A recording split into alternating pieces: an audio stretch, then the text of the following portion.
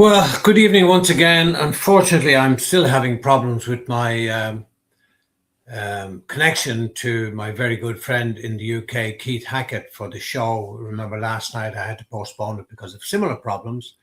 This is a Sky problem because I'm with Sky.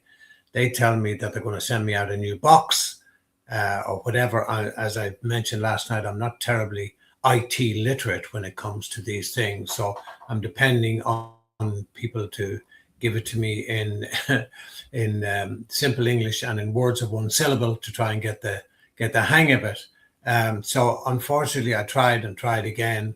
As I said, we cancelled from last night, or postponed rather, to go live tonight. But I'm still having trouble with making the connection to Keith. There's no problem me doing the live show as I'm doing now, but the problem is getting a connection to Keith Hackett in London. So apologies to you out there. Apologies to Keith Hackett for not being able to get a hold of him, but hopefully I'll have it sorted out by next Monday, which is our regular slot. Now, the thing that happened today, and I was really, really saddened on the one hand and disgusted on the other hand, that this young referee from Somalia was refused entry into the United States. He had been selected to take part in the World Cup, the preliminary rounds, of course. Who knows how far he might have gone, maybe all the way to the final. I don't know what the problem is. The real problem, it appears to be political. I say that advisedly. But he was voted the best referee in Africa last year. Fine young man, up-and-coming referee, great pedigree, well respected in African circles. He wouldn't have been seen much in Europe or the US or anywhere else around the world, but certainly very, very well respected. But he flew in with all his paperwork in place. And when he got into Miami airport, they held him there and they turned him around and refused him entry. Even though he had a legitimate visa, they turned him around and sent him back home.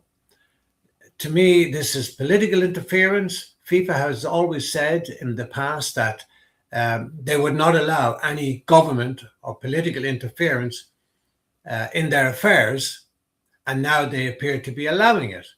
Now, the president of FIFA, Gianni Infantino, has a lot to answer for here. He needs to come out and explain why, in some instances, they threaten national associations with suspension and even kicking them out of the FIFA body if there's any government interference. And yet here we have government interference, kicking this young man out, not giving him his dream of participating in a World Cup finals.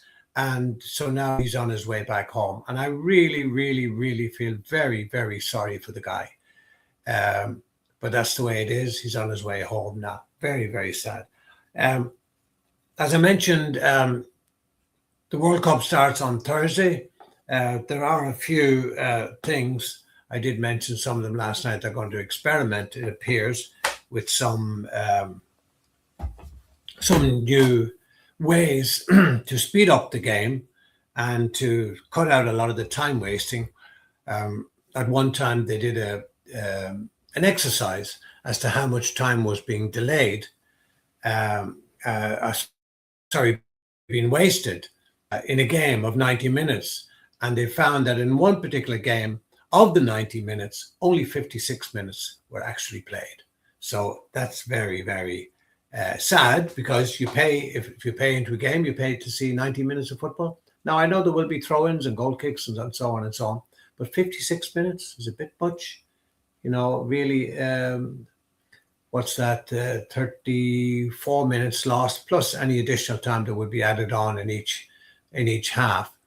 And hopefully the new proposals that they're bringing forward will work out to the benefit of everybody, but remains to be seen, and we'll have to wait to see.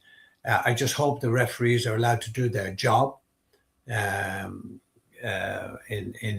enforcing these new laws of the, or amendments to the laws of the game. I hope they're allowed to do their job and not have too much political interference with them either, because There is far too much, in my opinion. There is far too much political interference with the referees. They should be allowed to do their job without any outside interference from what I call these soccer politicians. They shouldn't be allowed to do it, but they are, and hopefully there won't be too much of that in this World Cup. So without further ado, I'll have to say goodnight again, and hopefully we'll see you next Monday night when I'll try and get all this problem sorted out. Until then, thanks very much for your patience, and good night.